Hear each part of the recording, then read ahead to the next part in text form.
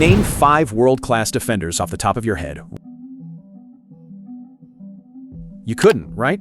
That's because only a select few defenders have been able to completely dominate attackers, shutting them down, winning their duels, and making sure no one gets past them. But don't worry, I'm about to show you exactly how to become one of the most feared and deadliest defenders on the pitch, just like them. There are tons of videos on YouTube teaching you how to become a better winger, striker, or midfielder. But ask yourself, why aren't there nearly as many for defenders? Because mastering defending isn't easy. Defenders are often underrated and rarely get the credit they deserve. An attacker scores 1 goal, and suddenly they're the player of the match, while a defender can spend 90 minutes shutting down the opposition and barely get noticed. It may not be fair, but that shouldn't stop you from becoming the best defender on the pitch.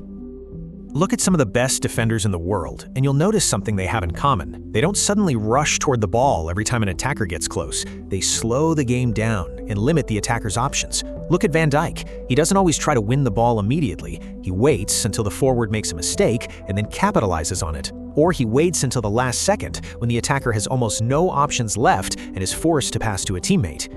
Now you might ask, what if the attacker gets past you while you're waiting until the last second? There is actually a way you can limit the attacker even when he's trying to get past you. When the player is coming toward you, don't just stand straight and let him charge at you. He'll go past you in a second. Instead, figure out his strong foot, the one he's using to drive the ball forward, and adjust your body accordingly. If he's approaching you with his strong foot controlling the ball, position your body so you're ready to turn and sprint if he suddenly pushes it into space. That way, if he tries to knock the ball past you and use his speed, you're already ready to run and intercept it. And if he uses his other foot, adjust your body and slowly move backward at roughly the same pace as him. You're not giving him enough room to accelerate, but you're also not rushing into a tackle and giving him an easy chance to beat you. Eventually, you've slowed him down enough that he has fewer options and is more likely to pass. That's what great defending is about. You're not always trying to win the ball immediately, you're trying to make the attacker run out of good decisions. But even if you've positioned yourself perfectly, there's another mistake that can completely ruin all of this: watching the attacker instead of the ball. Many defenders make the mistake of watching the player instead of the ball, and if you do that, you'll never become a truly deadly defender. Yes, sometimes you need to watch the player, but most of the time when you're directly defending an attacker with the ball, your main focus should be the ball. It's simple. If you're constantly watching the player, all he has to do is throw in a body feint and you might immediately get baited into going the wrong way. And it's not only body feints. He could try a skill move or make some random movement just to make you react. But if you're constantly watching the ball, none of that should faze you as much because you're not directly watching every movement he's making. The attacker can move his body however he wants, but the ball still has to go somewhere. That's what matters.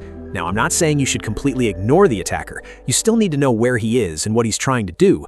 What I'd suggest is keeping a little bit of vision on him from the top of your eyes, while keeping your main focus on the ball. This makes it much harder for attackers to bait you with their skills.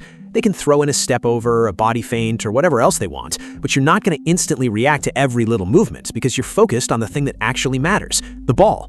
Once you get used to defending like this, many skills that used to fool you don't work nearly as well anymore. You're staying calm and making the attacker show you what he's actually going to do. And once you stop getting baited by every little movement, sometimes staying calm isn't enough, and you need to make the attacker feel your presence.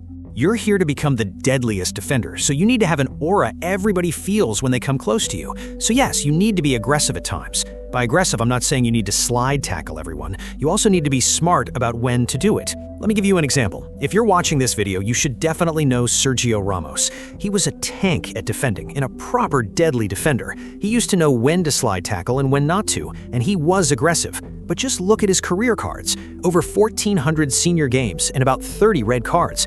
Anyone who knows Sergio Ramos knows that he plays like he wants to get red carded every time. But that's what I'm saying. You can't always be the humble and nice defender who is just trying to stay out of trouble. Sometimes you need to play like Sergio Ramos, who gets red carded roughly once every 47 games. I personally don't think it's a bad stat considering if you're Sergio Ramos.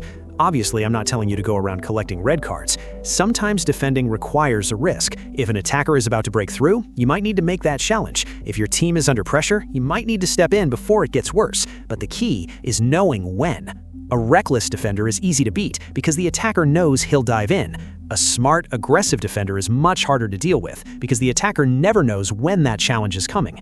That's the kind of defender you want to become, because once you've developed that balance, there's still one thing you can't afford if you want to become a truly complete defender: having an obvious weakness that teams can target.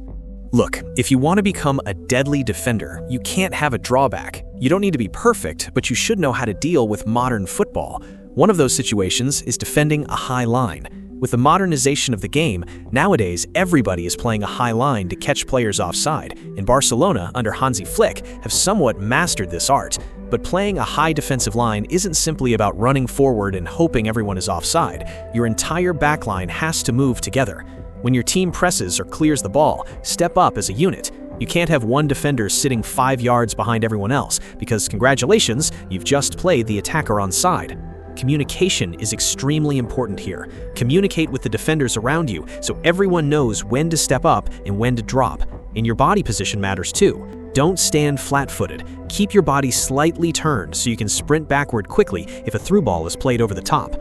You also need to control the distance between your midfield and defensive lines. Keep that space tight, around 15 to 20 yards, so opponents don't have huge pockets to receive and turn.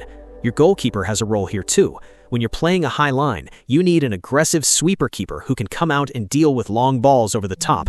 Otherwise, one perfectly weighted pass can destroy your defensive shape. This is modern-day defending. You can't just sit deep and make tackles. You need to understand space, positioning, communication, body shape, and timing. And while defending on the ground is important, there's another area where one mistake can punish you just as badly: defending the ball in the air. Now, this goes without saying, but if you want to be a defender, you need to have not average, but great to excellent heading ability. I'm not only talking about scoring goals, I'm talking about defending air balls. If you're a defender, you should know how many crosses can come into your side during a game. It could be 10, 15, or even more.